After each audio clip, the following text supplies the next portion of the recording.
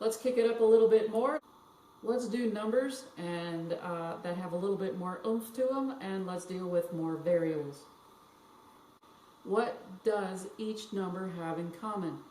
If I cannot see that, I'm going to break these numbers down to primes and say, screw it, let's just go that route.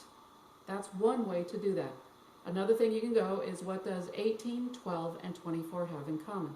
Again, doing one step at a time. Look at the numbers first.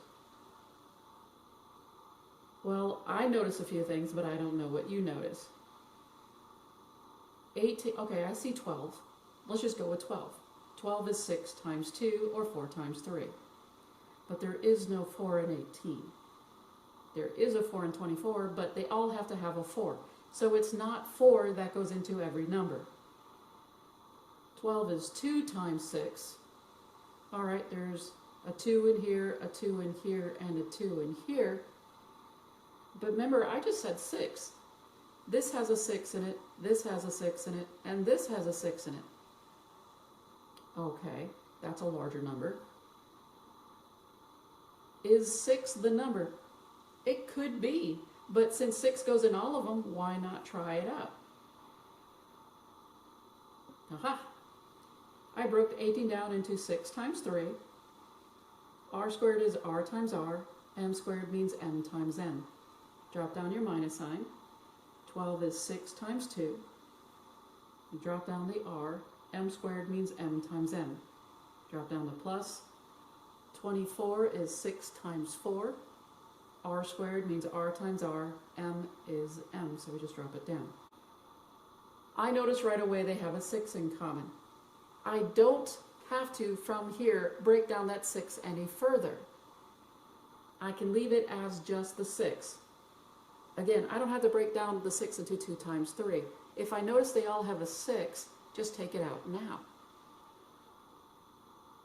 So that's what I'm going to do. What I underlined is what I'm going to take out. The rest was going to go in parentheses. Here we go. Here's the 6 that I'm going to take out. Whatever I did not underline, now I'm going to use brackets because I feel a little comfortable right now. This is 3RRMM minus 2RMM plus 4RRM. So I took the 6 out. Do one thing at a time, it makes it a little bit easier. Now that I got my number out, there is nothing else in common with these numbers. This is 3 times 1. This is 2 times 1. This is 2 times 2. These two may have something in common, but it needs to be in common to all 3 of these numbers. They share nothing in common other than 1. That's how you know you're done. So if the numbers are done, now it's time to go to the variables. All right, let's do one at a time. This has 2 R's, this has an R, and this has 2 R's. So what you can do with these is do one at a time. If this has 1 R, then go with 1 R per problem. You can't take out 2 from somebody that doesn't have anything. How can you get $2 from somebody who's broke? You can't. Therefore, if they have $1, you can get $1 from them, but you can't get $2 when somebody doesn't have 1. So at the most, I can only take out 1 R. Could I also do M at this point? Sure.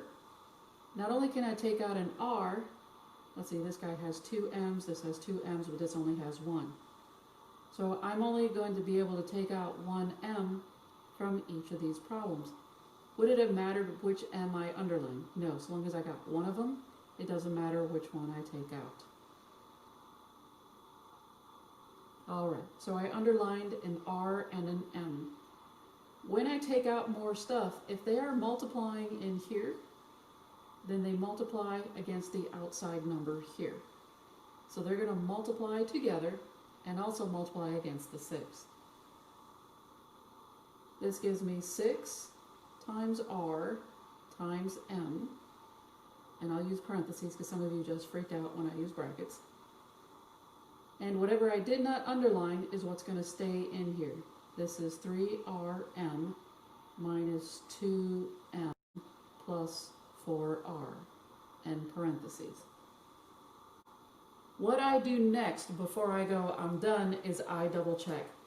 Does everything in here have an M? No.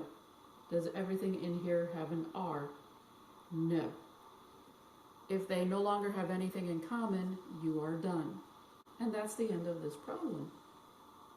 If you want to double check, distribute. Alright, new problem. Looks like I'm going to be doing this one on my own with you guys. What I'm going to do first is look at my numbers. That's what I always do. I'm just telling you my thought process. This has a 4, obviously. 20 is made up of a 4. This is 4 times 5. And 36 also has a 4 in it. This is 4 times 9. So this has a 4. I'm going to leave my variables till last for a second. Minus, break down to 20 since I know it has a 4 in it. This is 4 times 5h cubed t. Minus, again I said this had a 4 in it. This is 4 times 9 h squared t squared. I'm going to underline my 4 that's in common. That is the one thing that I'm going to take out from this problem right away. So I have a 4 that I took out, parentheses now for all of my leftovers. It's like Thanksgiving. Everything goes in Tupperware. Tupperware are parentheses in math. We have h squared t squared minus 5 times h cubed t minus 9h squared t squared, and parentheses. Took out that lovely 4. Alrighty, I got this 4. Let me now work on the inside. Let me break all of these down. The h squared is h times h. T squared is t times t. It is understood that there are times symbols in here, those little dots. So if I don't put them in there, that's okay. It's just h times h times h times t. If you need to put the dots in there, go for it. That is awesome. Minus, I have the 9. H squared is h times h. T squared is t times t. Alright, now that I broke it down a little, I'm going to underline what they have in common. Do one thing at a time. Do they all have an H? Yes. I'm going to do one at a time. Here's an H, here's an H, here's an H. Cool. Is there another H that I can take out from each one of those? Yeah, they all have an H again, so I'm going to take out another one. So let me underline another H they have in common. Do they all have another H? No, this one's missing an H, and this one's missing an H. This is as much as I can take out, only an H and an H squared. Now that I have the H's done, I'm going to do the T's. Honest to God, this is the way that I do these. They all have a T in common, so start with one T. And it doesn't matter which one you underline. What if I did this one? So bloody what? Could have chose that one. This one only has one T. And I'm going to underline this T. Again, doesn't matter which one, so long as I underline one of them. Do they have any more T's? No, this one doesn't have any more T's. This one has it, but this one doesn't. So we're done.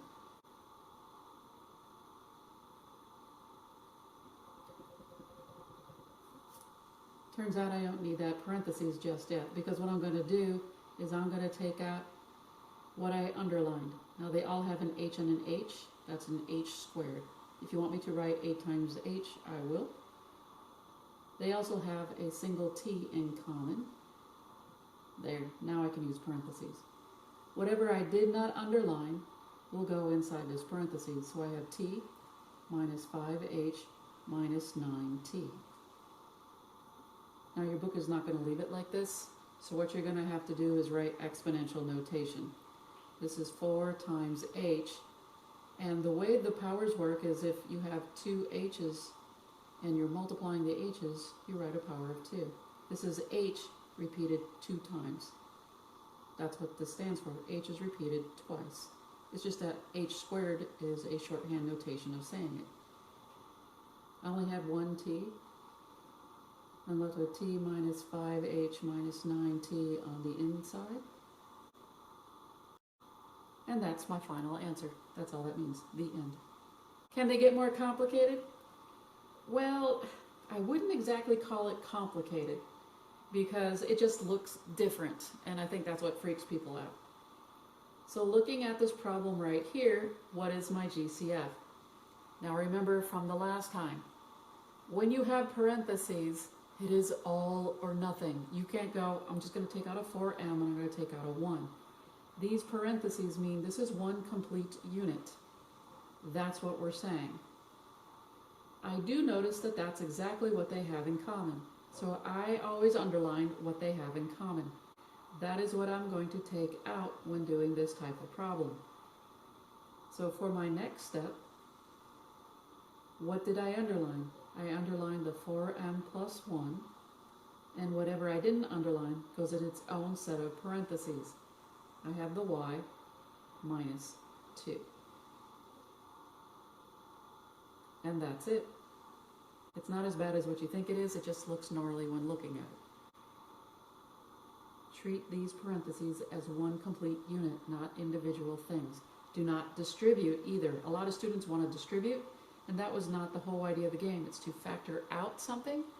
It never said anything about use distribution too. If this is what they have, then go ahead and take that out. And this is what it's going to look like in the back of the book. So please read the directions. If it says to distribute, then do so. If it says to simplify, then do so. If it says to factor out a GCF, do not distribute. Hopefully that clarifies it just a little bit. Let's do it again! Alrighty. So what do you see? I'm hoping that you see these two sets of parentheses are exactly the same. That is your GCF. That is the greatest common factor. 5 and D is not the same thing as 6 and C. These two terms right here, the 5D and the 6C, are completely different. There's nothing in common. But we do have the parentheses. That is the thing that we'll be taking out from both of these. So, here we go. What am I taking out? The 3k minus 2. What am I left with? Again, anytime I'm left with something, leftovers go in parentheses. Whatever I did not underline goes in here. The 5D minus 6C. Boom. That's my final answer. Again, if you want to check it, do distribution and check it to make sure. In one step, 3k minus 2 times 5D. Right there. Minus. Cool. 6C is going to be multiplied against the 3k minus 2. Boom. You didn't even have to multiply it out. You could just try it out in your head. Either way, perfectly fine. Easy check. Alright, new problem. More parentheses. Just breathe. I'm not asking you to do anything other than factor out a GCF. For those of you who know too much, there is no foiling, there is no distributing. No, no, no. This is a GCF problem. What do both of these have in common? And that in common is 4b plus 7. So we have the 4b plus the 7 is what I'm going to take out in this problem. Alrighty. So I'm going to keep it in parentheses, the 4b plus 7. And now I have some leftovers. Notice though that the stuff I did not underline is in parentheses. Since parentheses are already being used, I'm going to use the brackets. I don't want parentheses on parentheses, that looks a little confusing. So if my leftovers have parentheses, I will use a bracket to differentiate it from the problem itself. I hope that makes sense. So what I'm going to do now is write down inside the set of brackets that I'm going to form everything that was left over. I have the 3y minus 1 minus the 2b plus 3. And that's the end of it, so I'm going to use my brackets. If you think we're done, we're not. As far as the GCF is concerned, yeah, we're done with that. That's 4b plus 7. Gorgeous. We are not done in here because I've got this thing minus this whole thing. So this is a distribution problem in here. I got to distribute this minus sign I notice that this is a -1 and this is a 3. These two are like terms, so when I distribute the negative, I could add or subtract those together. The 2b and the 3y are not, but because of this 1 and this 3, this tells me that I'm going to have to distribute this negative. Even then, I will let you know your book will not leave it like this when you have parentheses within here with a plus or minus sign. They too will get rid of that by distributing any negative. Here we go. So this -1 is going to go to the 2b and also to the 3. We have the 3y minus 1. Now I'm allowed to drop the parentheses because there's nothing in front here for me to do with that. There's no number in front, there's no variable, and there's no minus sign. It is understood there's an imaginary plus sign in here, so our parentheses can disappear with that set. What we're doing over here is we're taking this -1 times the 2b plus 3. Now I'm just extending it out for people who need it to be a little bit further away because it really does help your eye focus on this part right here. We have 4b plus 7 times the 3y minus 1. And again, I'm now going to really distribute. So we have this -1 times the 2b plus this -1 times the 3. Next step, I'm going to actually deal with these guys. So let me rewrite 4b plus 7. And then we have 3y minus 1. And now I'm going to smush them together a little bit because we're getting really familiar with these. This is now minus 2b plus a -3.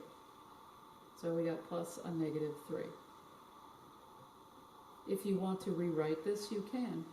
This is 4b plus 7 times 3y minus 1 minus 2b minus 3. Remember that plus a negative means minus. That's a -1 and that's a -3. I'm not crossing an equal sign. That means that these are just like terms. What is a -1 minus 3? Well, outside remains the same. Does the order matter as well? The answer is no, order won't matter. But normally what your book will do, it'll put the number that we're going to get from adding or subtracting these at the end. It puts the variables first. I'm going to put the 3y first because it came first, minus the 2b, minus 1, minus 3. I'm $3, oops, I'm $1 in debt, and I spent another $3. I am now minus $4 in debt. I owe somebody $4. That is the idea for this problem. That is what your book will do. That's all I can do on this problem. There's no more GCF. It was just a matter of working that inside, which is a little bit of what we've done all semester so far. Distribution, adding like terms, and now factoring out a GCF that we did in the beginning. Kind of consolidates it all in one. It's lovely. All right, what about this one? This one is amazing. I should just like put stars all over this one because there's a lot of students that get this one wrong. About 40% of the students always do when I first do this one. So let's talk about it. I have 8 times the quantity r plus 3 plus the quantity r plus 3. Here's what I always tell students. How many terms are in this problem? This guy right here, let me highlight it with a different color. Let me use the blue. There is this plus sign right here. This plus sign separates this problem into 2 parts, into 2 terms. There is the first term right here, and there is the second term right here. When you factor out a GCF, if you start out with 2 terms, you better have 2 terms in the parentheses. If you start out with 2, you should end up with 2 in a parentheses. You should not have 1 term in a parentheses. Another thing, if you have this plus sign, there better be something that follows it when you use the parentheses. You cannot drop a plus or minus sign whatsoever. You just can't go, well, fuck it, there's nothing after it. That's not the case. You cannot do that with this. So, knowing my pet peeve right now, that you see I got all animated with it, let me tell you what's going on with this problem. A lot of students would go, oh yeah, the r plus 3 is the GCF. I agree. But if you take out that GCF, and again I'm going to circle this plus sign, here's your r plus 3, and that's fine for, I made that a little long, and that is fine for your r plus 3, but when you factor that out, what the hell follows after that plus sign? Silent pause, it was supposed to be there. I'll have you know that there is a number in front of this parentheses, but it's not the number 0. There is always a number in front of everything, and it is always a 1. A 1 multiplies against everything. A 1 is also invisible almost 90% of the time. So, if there is no number in front of a parentheses, it has to be a 1. We're going to need this one so as not to confuse ourselves when we start to factor out the GCF, which we know is r plus 3. So, let's do the reverse distribution. We're going to take out the r plus 3. And what are we left with? We are left with 8. You better use this plus sign, and you better have this 1.